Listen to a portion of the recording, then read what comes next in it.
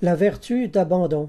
La vertu d'abandon, ou l'esprit d'abandon, c'est plus exactement s'abandonner entre les mains de la providence divine à propos de tout ce qui nous concerne et dans tous les domaines de notre vie, peu importe si les circonstances de notre vie soient à leur meilleur ou à leur pire.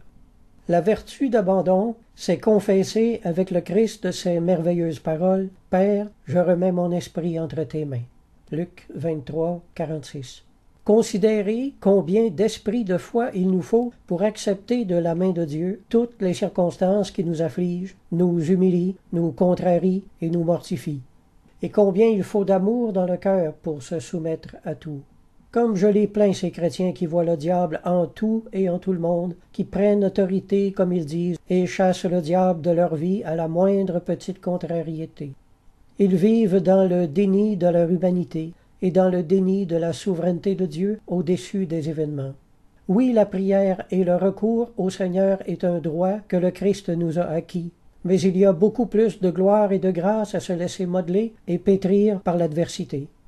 Si le Seigneur veut bénir un homme, il se sert des personnes qui l'entourent la plupart du temps. Et lorsque le Seigneur veut châtier ou sanctifier, les hommes deviennent ses instruments également. Le barbare Attila ne se trompait pas quand il disait être le fléau de Dieu sur la terre. Souvent, les méchants sont les fouets dont Dieu se sert pour nous sanctifier et certifier notre salut. Philippiens 1, versets 27 à 29. Combattant d'une même âme pour la foi de l'Évangile, sans vous laisser aucunement effrayer par les adversaires, ce qui est pour eux une preuve de perdition, mais pour vous de salut, et cela de la part de Dieu.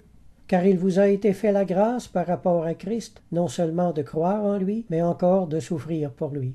La malice des hommes nous rend plus difficile de découvrir en quoi la main divine peut être à l'œuvre derrière leur œuvre mauvaise. Dieu n'est pas l'auteur du mal, mais il a la capacité de l'utiliser pour le bien.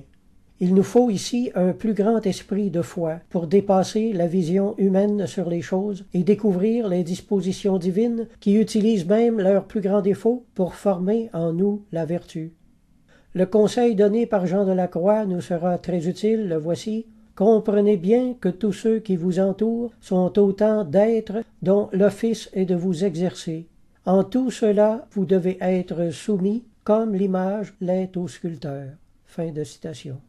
Il y a quelque temps, je me suis étendu un peu sur le sujet. Je ne vais pas reprendre ici toutes les réflexions que j'ai déjà faites ailleurs. Pour plus d'informations, consultez ma série de messages intitulée « La conformité à la volonté de Dieu » et que vous trouverez sur ma chaîne YouTube.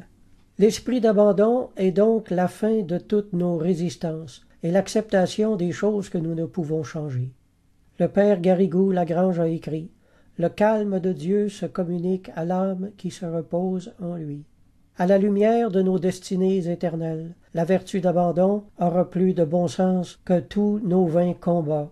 Au jour de son grand jugement, nous nous féliciterons de nous être courbés devant la volonté de Dieu. Amen.